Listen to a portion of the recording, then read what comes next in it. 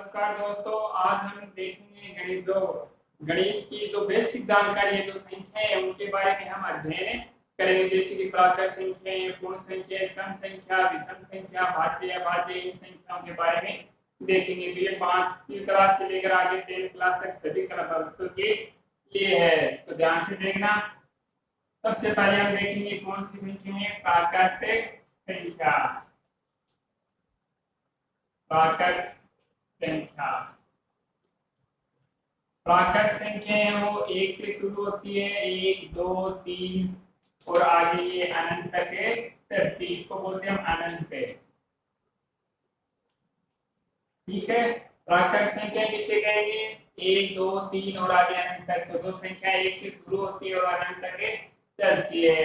इसी तरह पूर्ण संख्या है वो 0 से शुरू होती है। ठीक है, 0 के बाद में 1, फिर 2, फिर 3 और ये भी अनंत तक चलती है। पूर्ण संख्या वो 0 से शुरू होती है और अनंत तक चलती है। जो प्राकृत संख्या है वो 1 से शुरू होती है और अनंत तक चलती है। इन दोनों में सिर्फ वो 0 का अंतर है। ठीक है ना। सबसे छोटी प्राकृत संख्या पूछ ले तो 1 होगी और सबसे बड़ी प्राकृत संख्या अनंत है। पूर्ण संख्या में सबसे छोटी पूर्ण संख्या वो 0 है और सबसे बड़ी पूर्ण संख्या अनंत होगी। 0 को छोड़कर बाकी देखो पूरी है ना प्राकृत संख्या सेम है, पूर्ण संख्या और प्राकृत संख्या, बस 0 का ही फर्क है। प्राकृत संख्या हो गई पूर्ण संख्या। इसके बाद में हम देखेंगे सम संख्या। सम संख्या जिसमें 2 का पूरा भाग आता है उसे हम सम संख्या कहते हैं। और जिसमें देखो इकाई का अंक 0 2 4 6 और 8, अगर इकाई का अंक 0 2 4 6 8 इसमें से है तो वह सम संख्या होती है, जैसे 3 6 4 8। अब अगर आपसे पूछ लिए सम संख्या है विषम संख्या, आप बस इस पहले वाले अंक को देखना, बाकी वो मत देखना। अंक में क्या आ रहा है? 8 आ रहा है, तो इसका मतलब ये सम संख्या हो गई। अगर लिख दिया है 3 7 6 5 4 2, तो आप लास्ट वाला इकाई का अंक देखना। ये इकाई का अंक 2 आ रहा है, इसका मतलब ये सम संख्याएं हैं। इकाई का जो अंक है पहले वाला अंक अगर 0 2 4 6 8 इसमें से है, इन 5 में से अगर कोई आ रहा है इकाई का अंक, तो वह सम संख्याएं होगी। ठीक है। और विषम संख्याओं में क्या होगा? इसमें 2 का पूरा भाग नहीं करता है, शेष फल है वो बचता है इसमें। तो विषम संख्या में इकाई का अंक क्या होगा? 1 3 5 7 और 9। 1 3 5 7 9 ये इकाई का अंक है, तो वह संख्या विषम संख्या होगी। जैसे 2 3 5 8 7। अगर ये पूछ रहे सम संख्या या विषम संख्या, तो इनको छोड़ दो आप और इकाई का अंक देखो 7 आ रहा है, तो 7 आ रहा है, इसका मतलब ये विषम संख्या हो गई। 8 6 5 3 9, तो देखो इकाई का अंक क्या आ रहा है, इनको छोड़ दो 9 आ रहा है, तो 9 आ रहा है, इसका मतलब ये विषम संख्या हो गई। अब आगे देखिए भाज्य और अभाज्य संख्याएं।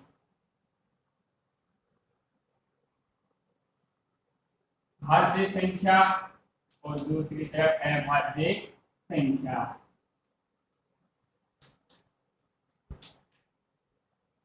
भाज्य संख्या जिसमें जो एक तो एक और जो संख्या होती है वो खुद स्वयं एक और स्वयं के अलावा अन्य संख्या का भी उसमें भाग जाता है, जिसे हम भाज्य संख्या कहते हैं।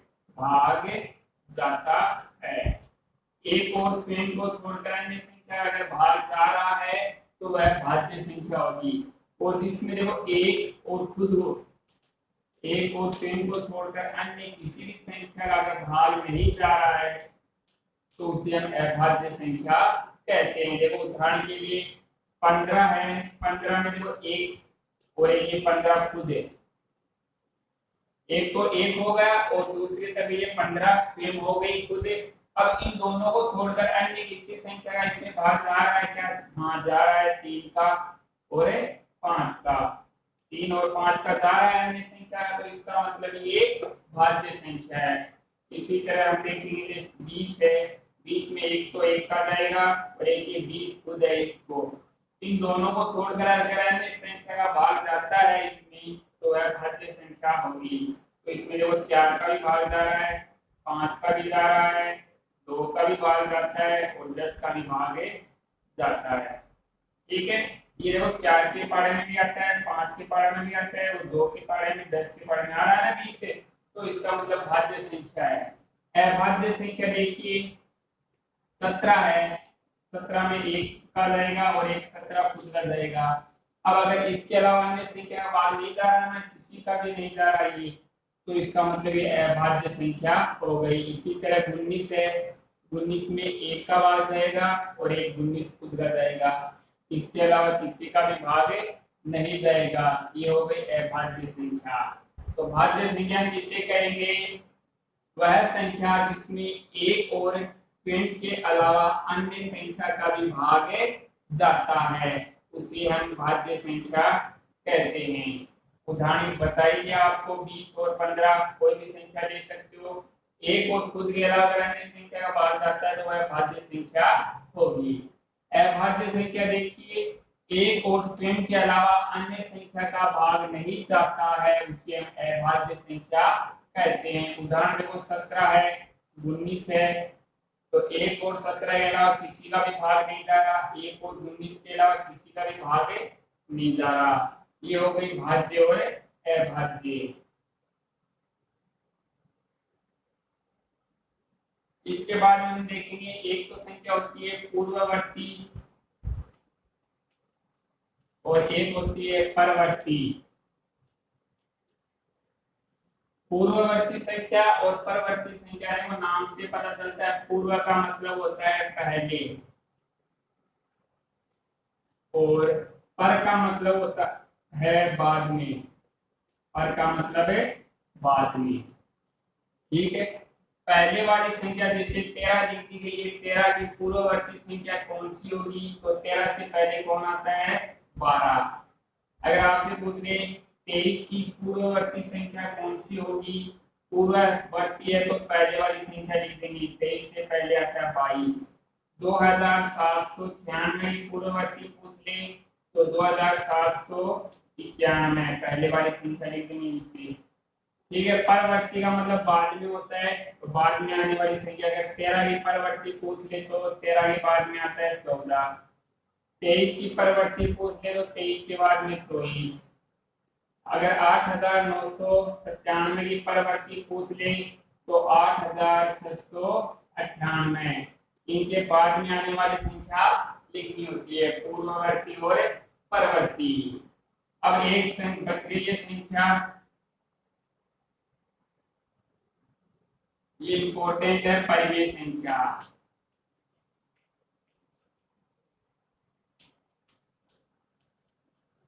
परिमेय संख्या हम किसे कहेंगे? देखना ध्यान से। वह संख्या जिसको हम अंश और हर के रूप में लिख सकते हैं। अंश का मतलब अंश को मान लिया हमने p और हर को मान लिया हमने q, p और q, अंश बट्टे हर।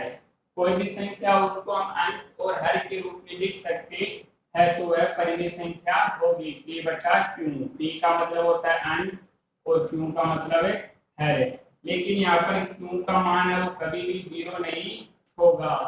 अब जैसे 3/4 ये परिमेय संख्या है, 5/7 ये परिमेय संख्या है, इसको बट्टे अंश और हर दोनों के रूप में लिख रहे हैं, अंश भी है और हर भी है। लेकिन इस तरह से ये परिमेय संख्या नहीं होगी, हर में 0 नहीं आना चाहिए, ये परिमेय संख्या नहीं है। 5/0 ये परिमेय संख्या नहीं है, हर के अंदर 0 नहीं आएगा। तो परिमेय संख्या किसे कहेंगे?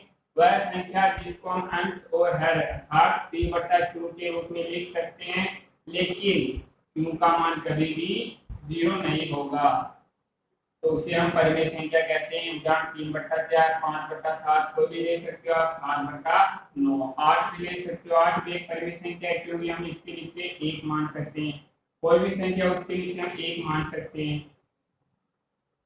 17 है तो इसके नीचे हम 1 मान सकते हैं, 17/1 परिमेय संख्या हो गई। अब हम देखेंगे पूर्णांक संख्या। पूर्णांक संख्या वह संख्या जो देखो प्लस में भी होती है और माइनस में भी होती है। इस तरह से संख्या रेखा होती है, बीच में जीरो, इधर वाली संख्या प्लस में होती है और जीरो के बाईं तरफ की जो संख्या है वो माइनस में होगी। ये क्या है, पूर्णांक संख्या, ये प्लस में भी चलेगी और माइनस में भी चलती है। तो वह संख्या जो जीरो के एक तरफ तो प्लस में होती है और दूसरी तरफ माइनस में चलती है। तो प्लस वाले को हम बोलेंगे धनात्मक और माइनस वाली को बोलेंगे हमें ऋणात्मक है। वह संख्याएं जो धनात्मक और ऋणात्मक दोनों ही होते हैं, ये अनंत तक चलती जाएगी। ठीक है, अब इनको लिख लीजिए, कितनी संख्या बताइए वो सभी लिख लेना आप। तो सबसे पहले हमने कौन सी संख्या देखी थी, प्राकृत संख्या देखी थी ना, अब उनको लिख लेना। एक नंबर पर लिखेंगे हम प्राकृत संख्याएं। प्राकृत संख्या वह संख्या जो एक से शुरू होती है, एक से शुरू होती है और अनंत तक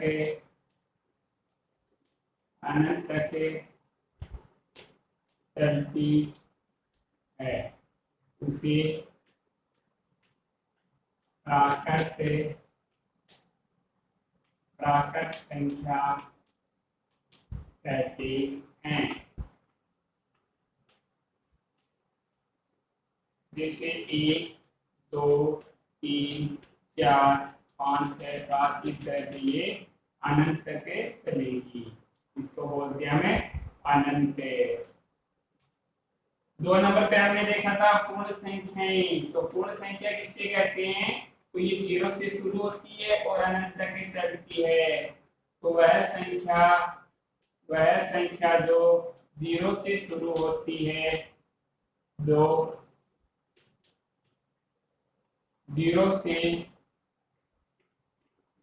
शुरू होती है और अनंत तक चलती है,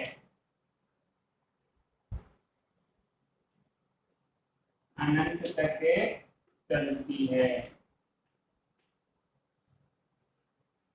उसे पूर्ण संख्या कहते हैं। पूर्ण संख्या कहते हैं। उदाहरण देखिए, 0 के बाद में 1 2 3 और आगे अनंत तक चलती है, इसको बोलते हैं हम अनंत। ठीक है ना, प्राकृत संख्या और पूर्ण संख्या, इन दो को लिख लेना, फिर आगे वाले देखना। देखो प्राकृत संख्या और पूर्ण संख्या हो गई, इसके बाद में देखेंगे सम संख्या और विषम संख्याएं। तो सम संख्या हम किसे कहते हैं, जिसमें 2 का पूरा भाग जाता है, उसे हम सम संख्या कहते हैं। और अथवा जिसमें इकाई का अंक क्या होना चाहिए, इसमें 0 2 4 6 और 8 हो तो उसे हम सम संख्या कहते हैं। इसमें देखो इकाई का अंक कितना है, 4, इसमें 0 आ रहा है, 8 इसमें है और 2।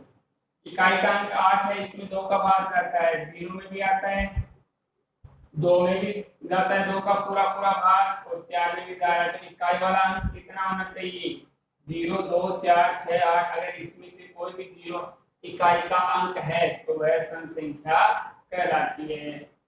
इसके बाद में 4 नंबर पर है विषम संख्याएं। तो इसमें 2 का पूरा भाग नहीं जाता है, उसे हम विषम संख्या कहते हैं। अथवा जिसमें इकाई का अंक 1 3 5 7 और 9 हो तो उसे विषम संख्या कहते हैं। अब आगे में देखो आप, 763 है, इकाई का अंक कितना आ रहा है, 3। 8759 में इकाई का अंक 9, तो 9 इसमें से है ना, देखो ये रहा। 7847, तो इसमें 7 आ रहा है इकाई का अंक, 23,461 में इकाई का अंक कितना है, 1 है। इसका मतलब ये विषम संख्या है। इनको भी आप लिख लीजिए नोटबुक में, सम संख्या और विषम संख्या। आगे देखेंगे हम भाज्य और अभाज्य संख्या। अब आगे 5 नंबर पर देखेंगे हम भाज्य संख्या और अभाज्य संख्याएं। तो भाज्य संख्या मैंने बताया था वह संख्या जिसमें एक व स्वयं के अलावा अन्य संख्या का भाग जाता है उसे हम भाज्य संख्या कहते हैं। देखो स्वयं का मतलब क्या होता है, जैसे मैंने यहाँ पर 20 ले लिया तो एक का इसमें भाग जाता है और एक ये 20 खुद है। स्वयं का मतलब ये एक 20 है खुद हो जाएगी। तो एक और इस 20 के अलावा अन्य संख्या का भाग जा रहा है क्या इसमें, हाँ जाता है। किसका, 2 का और 4 का, और किसका रहा है, 5 का भी जाता है इसमें, 10 का भी भाग जा रहा है। इसका मतलब ये भाज्य संख्या है। 15 है तो 15 में देखो बताओ एक और इस 15 के अलावा कोई अन्य संख्या है क्या जिसका भाग जा रहा है, तो हाँ इसका 3 और 5 का। तो इसका मतलब ये भाज्य संख्या है। तो 15 क्या एक भाज्य संख्या। 30 है, 30 में देखो एक और इस 30 के अलावा कोई अन्य संख्या है क्या जिसका भाग जा रहा है, तो देखिए एक तो इसमें 2 का भाग जाएगा, क्यों, क्योंकि लास्ट में 0 आ रहा है। और एक किसका जाएगा, 5 का भाग जा रहा है, 6 का भाग भी जा रहा है और 10 का भाग जा रहा है इसमें, 15 का भी जाएगा। 15 के पार्ट में भी आती है ये, 10 की टेबल में भी आती है, 6 की टेबल में भी आती है और 5 की, 2 की। ठीक है, आगे देखेंगे अभाज्य संख्या। तो इसमें वह संख्या जिसमें एक व स्वयं के अलावा अन्य संख्या का भाग नहीं जाता है उसे अभाज्य संख्या कहते हैं। 17 है, उदाहरण में देखिए 17 है, इसमें एक और 17 के अलावा बताओ आप कोई और संख्या है जिसका भाग जा रहा है, नहीं है। 23 है, इसमें एक और 23 के अलावा बताओ आप कोई अन्य संख्या है क्या, नहीं है। बस एक और 23 इनका ही भाग जाएगा, बाकी अन्य संख्या का भाग नहीं जाएगा। 11 है और 7 है, इसमें नहीं जाएगा। तो जिसमें एक और स्वयं का भाग जाता है उसे हमें भाज्य संख्या कहते हैं और नहीं जाता है उसे हम अभाज्य संख्या कहते हैं। अब देखिए 1 से लेकर 100 तक कौन कौन सी अभाज्य संख्या है। 1 से लेकर 100 तक आप अभाज्य संख्या याद कर लीजिए कौन कौन सी होगी। ठीक है, तो सबसे पहले देखेंगे हम 2, 3, देखो 2 है वो न तो भाज्य संख्या होगी और न ही अभाज्य संख्या। ये न तो भाज्य है और न ही अभाज्य। ठीक है, इस 2 को हम न तो भाज्य मानते हैं और न ही अभाज्य संख्या मानते हैं, तो इसको आप छोड़ दीजिए। इसके बाद में देखो 3, 5, 7, 9 नहीं होगा, 11, 13, 17, 19, 23, 23 के बाद में 29, 29 के बाद 31, 37, 41, 43, 47, 51 नहीं होगा, 53, 59, 61, 63 नहीं होगा, 67, 69 भी नहीं होगा, 71, 73, 79, 83, 89, 93, 93 नहीं होगा, 97। ये कितनी हो गई, 1, 2, 3, 4, 5, 6, 7, 8, 9, 10, 11, 12, 13, 14, 15, 16, 17, 18, 19, 20, 21, 22, 23, 24। तो ये 1 से लेकर 100 तक की अभाज्य संख्याएं हैं, इनको याद करना। दो 3, 5, 7, 11, 13, 17, 19, 23 और 29। फिर 3 वाली लाइन में 31 और 37 हो जाएगी। 4 वाली लाइन में 41 और 43 और 47, ये 3 हो जाएंगे। 5 वाली लाइन में एक तो 53 होगा और एक 59 हो जाएगा।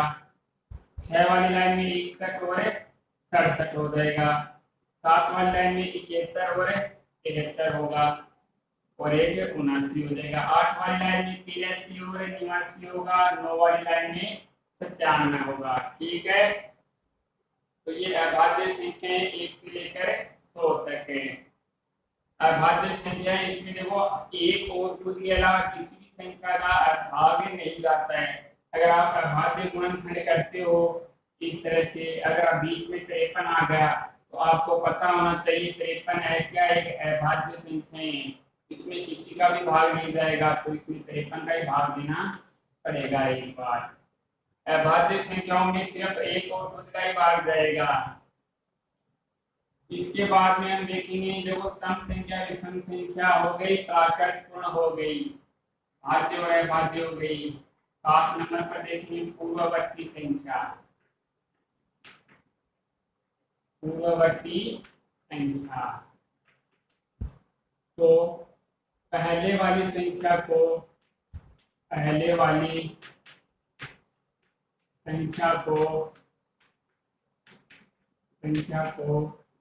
पूर्ववर्ती संख्या कहते हैं। पूर्ववर्ती संख्या कहते हैं। 13 का पूर्ववर्ती क्या होगा, 12 होगा। 286 की पूर्ववर्ती पूछे तो 285, तो पहले वाली संख्या लिख देनी है आपको, और परवर्ती में क्या होगा, बाद वाली संख्या लिखेंगे। परवर्ती संख्याएं तो बाद में आने वाली संख्या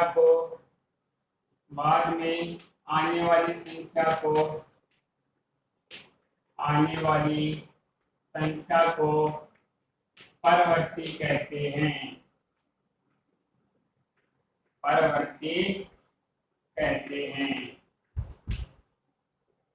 17 की परवर्ती क्या होगी, 17 के बाद में क्या आता है, 18 होगी।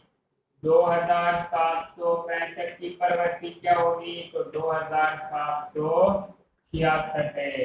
तो बाद वाली संख्या होती है उसको हम परवर्ती बोलते हैं, और पहले वाली संख्या को पूर्ववर्ती।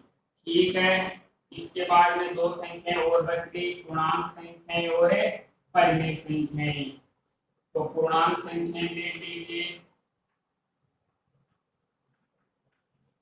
पूर्णांक संख्या तो वह संख्या जो जीरो के एक तरफ धनात्मक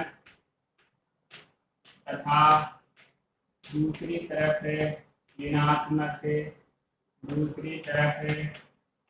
ऋणात्मक होती है,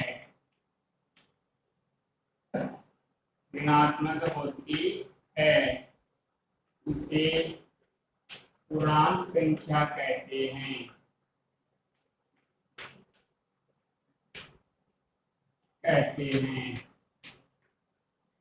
ये देखो संख्या रेखा है, दोनों तरफ तीर का निशान, बीच में 0, तो दाईं तरफ चलेगी प्लस में 1 2 3 4 आगे अनंत तक, और इधर चलेगी बाईं तरफ माइनस में और अनंत तक है। तो माइनस का 3 माइनस की 8, माइनस में जितनी भी संख्याएं होगी वो पूर्णांक होगी, और प्लस वाली संख्याएं भी पूर्णांक होगी। 10 नंबर पर है परिमेय संख्या, तो इनको लिख लीजिए। पूर्णांक संख्या वह संख्या जो 0 एक तरफ है धनात्मक होती है और दूसरी तरफ है ऋणात्मक। तो प्लस वाली संख्या को हम कहते हैं धनात्मक लिख देना, और इधर माइनस की तरफ लिख लेना ऋणात्मक है, इनको लिख लेना। लास्ट है 10 नंबर पे परिमेय संख्या। अब लास्ट है परिमेय संख्या देखेंगे, तो वह संख्या जिसको हम अंश और हर के रूप में लिख सकते हैं। अंश और हर का मतलब होता है p/q के रूप में लिख सकते हैं, लेकिन q का मान है वो 0 नहीं होगा। p का मतलब होगा अंश और q का मतलब होता है हर। जिस संख्या को हम अंश और हर के रूप में लिख सकते हैं उसे हमें परिमेय संख्या कहते हैं, लेकिन हर का मान कभी 0 नहीं होना चाहिए। q नॉट इक्वल टू 0, 3/7 देखो अंश और हर दोनों है, 5/8, 6/4, कोई भी संख्या 7, 6, 13 ये परिमित संख्या है, इसमें देखो हर क्या होगा 1 मान सकते हैं इसमें। लेकिन अगर इस तरह से होगा 7/0 तो ये परिमित संख्या नहीं है, 9/0 ये परिमित संख्या नहीं है, तो नीचे 0 नहीं होना चाहिए। तो ये संख्या पद्धति है, ये सभी बेसिक जानकारी ये 5वीं से लेकर 10th क्लास तक की है, तो सभी बच्चे इनको अपनी नोटबुक में लिख लेना। एक्सरसाइज शुरू करने से पहले में ये संख्या लिखी हुई होनी चाहिए। अगर ये जानकारी है तो आगे जो पहली प्रश्नावली होती है 6ठी क्लास 7वीं क्लास के बच्चों की, तो पहले ये आनी जरूरी है। और इसके बाद में कल और देखेंगे थोड़ी बेसिक जानकारी, फिर 7वीं क्लास और 8वीं क्लास की भी एक्सरसाइज शुरू कर दी जाएगी। ठीक है, धन्यवाद।